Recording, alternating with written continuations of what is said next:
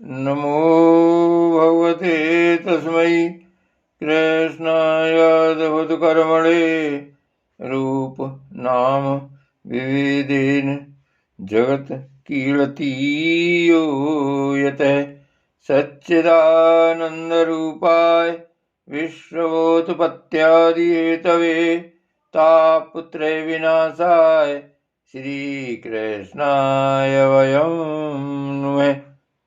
श्रीमद्भागवत महापुराण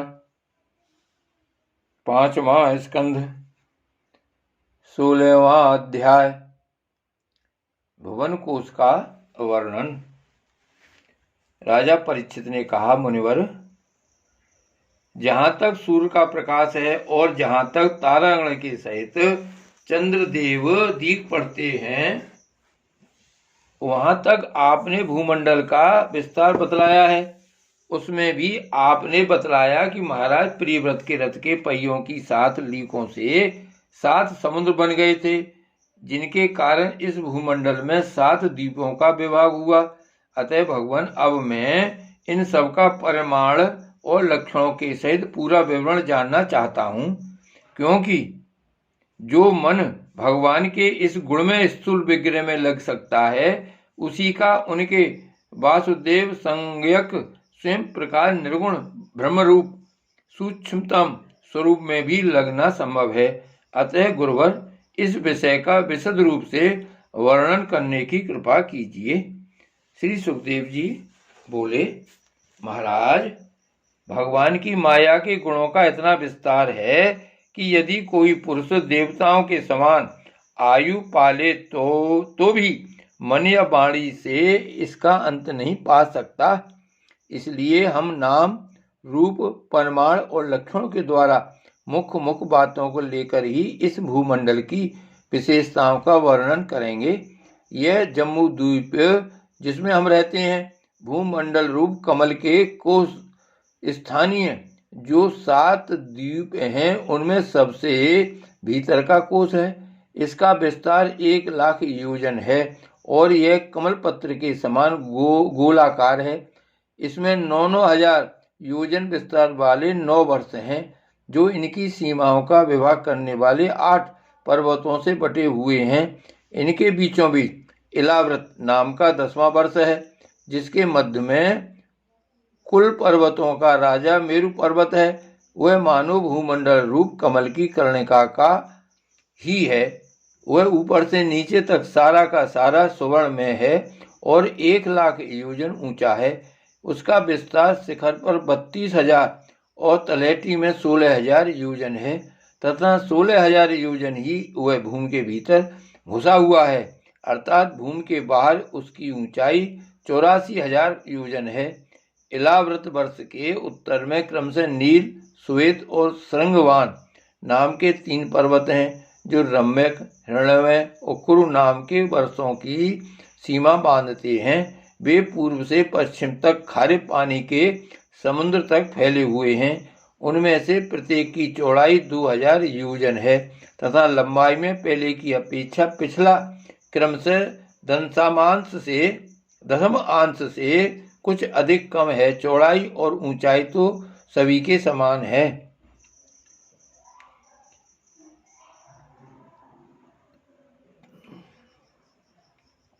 इसी प्रकार इलाव्रत के दक्षिण की ओर एक के बाद एक निषद, हेमकूट और हिमालय नाम के 3 पर्वत हैं। नीलादि पर्वतों के समान ये भी पूर्व पश्चिम की ओर फैले हुए हैं और 10-10 हजार योजन ऊंचे हैं। इनमें क्रमशः हर वर्ष किमपुरुष और भारतवर्ष की सीमाओं का विभाग होता है। इलाव्रत के पूर्व और पश्चिम की ओर उत्तर में नील पर्वत और दक्षिण में निषद पर्वत तक फैले हुए गंधमादन और माल्यावान नाम के 2 पर्वत हैं। इनकी चौड़ाई 2-2 हजार योजन है और ये भद्राश्रव एवं केतुमाल नामक 2 वर्षों की सीमा निश्चित करते हैं। इनके सिवा मंदर, मेरु मंदर, सुपार्शव और कुमुद ये 4 10-10 हजार योजन ऊंचे और उतने ही चौड़े पर्वत मेरु पर्वत की आधारभूता थूनियों के समान बने हुए हैं। इन चारों के ऊपर इनकी ध्वजाओं के समान क्रमशः आम, जामुन, कदम और बड़ के 4 पेड़ हैं। इनमें से प्रत्येक 1100 योजन ऊंचा है और इतना ही इनकी शाखाओं का विस्तार है। इनकी मोटाई 100 योजन है। भरत श्रेष्ठ, इन पर्वतों पर 4 सरोवर भी हैं जो क्रमशः दूध, मधु, ईख के रस और मीठे जल से भरे हुए हैं। इनका सेवन करने वाले यक्ष, किन्नरादि उपदेवों को स्वभाव से ही योग सिद्धियां प्राप्त हैं। इन पर क्रमशः नंदन, चैत्ररथ, वैभ्राजक और सर्वोतोभद्र नाम के 4 दिव्य उपवन भी हैं।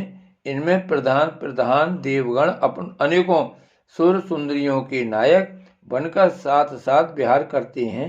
उस समय गंधर्वादि उपदेवगण इनकी महिमा का वखान किया करते हैं। मंदराचल की गोद में जो 1100 योजन ऊंचा देवताओं का आम्र वृक्ष है, उससे गिर शिखर के समान बड़े बड़े और अमृत के समान स्वादिष्ट फल गिरते हैं। वे जब हटते हैं तब उनसे बड़ा सुगंधित और मीठा लाल लाल रस बहने लगता है। वही अरुणोदा नाम की नदी में परिणत हो जाता है।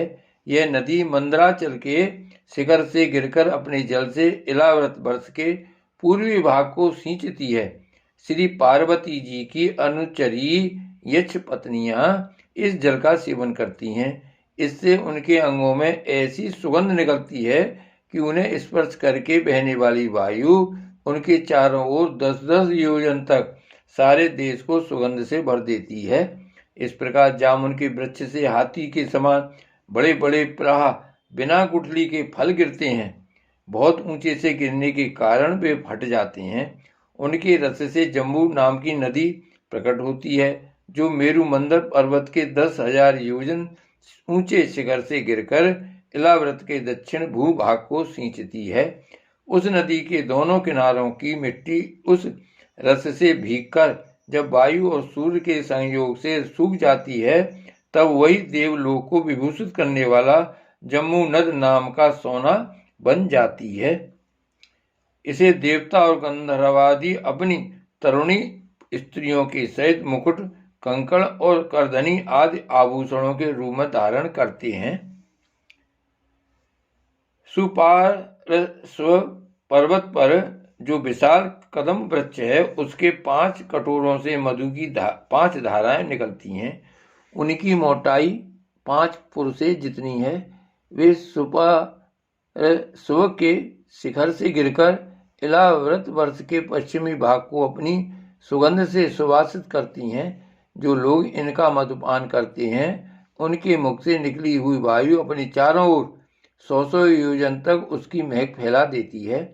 इसी प्रकार कुमुद पर्वत पर जो सतवलस नाम का वट वृक्ष है, उसकी जटाओं से नीचे की ओर बहने वाले अनेक नद निकलते हैं। ये सब इच्छानुसार भोग देने वाले हैं। उनसे दूध, दही, मधु, घृत, गुड़, अन्न, वस्त्र, सैया, आसन और आभूषण आदि से सभी पदार्थ मिल सकते हैं।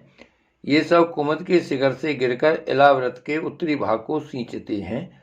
इनके दिए हुए पदार्थों का उपभोग करने से वहाँ की प्रजा की त्वचा में झुर्रियाँ पड़ जाना, बाल पक जाना, थकान होना, शरीर में पसीना आना तथा दुर्गंध निकलना, बुढ़ापा, रोग, मृत्यु, सर्दी गर्मी की पीड़ा, शरीर का क्रांतिहीन हो जाना तथा अंगों का टूटना आदि कष्ट कभी नहीं सताते और उन्हें जीवन पर्यंत पूरा सुख प्राप्त होता है।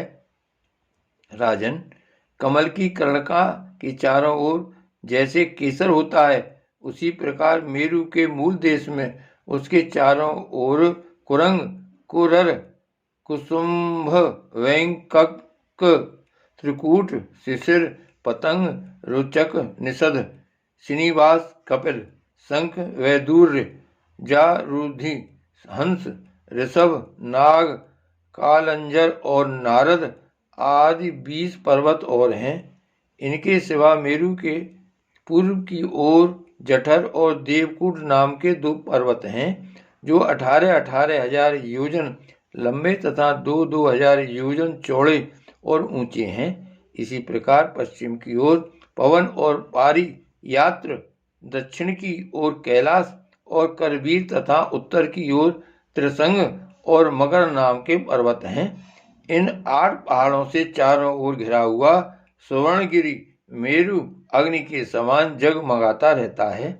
कहते हैं मेरु के शिखर पर बीचों बीच भगवान ब्रह्मा जी की सुवर्णमयी पुरी है, जो आकार में समचौरस तथा करोड़ योजन विस्तार वाली है। उसके नीचे पूर्वादि 8 दिशा और उपदिशाओं में उनके अधिपति इंद्रादि 8 लोकपालों की 8 पुरियां हैं। वे अपने अपने स्वामी के अनुरूप उन्हीं दिशाओं में हैं तथा परिमाण में ब्रह्मा जी की पुरी से चौथाई हैं। श्री भागवत भगवान की जय। श्री गोवर्धन नाथ की जय।